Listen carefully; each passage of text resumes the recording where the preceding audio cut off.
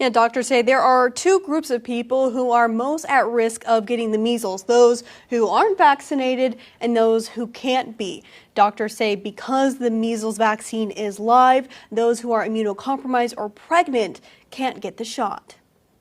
We are very concerned that there will be some spillover into Oklahoma soon. Oklahoma healthcare on high alert as nearby states like Texas and New Mexico report deaths possibly linked to the measles.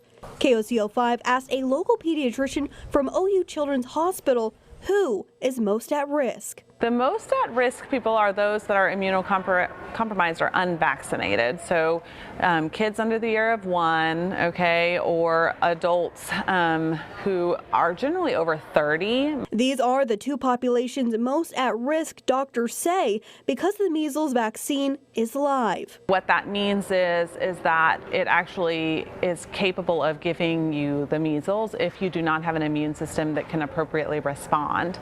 So we don't usually give it to those who are immunocompromised, those who are pregnant. Women cannot get the vaccine while pregnant, but doctors say if they are already vaccinated against the measles, they should be protected along with their baby. There are several viruses that if mom gets it can be transmitted to the baby. Measles is not one of them though.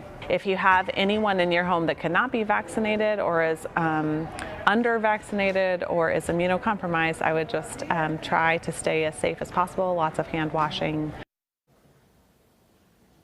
Now, most people get the measles vaccine at age 1 and then again at age 4, but pediatricians say children can get the vaccine as early as 6 months old. Dr. Mims says if Oklahoma tests positive for the measles, they will start recommending parents vaccinate their children at 6 months old.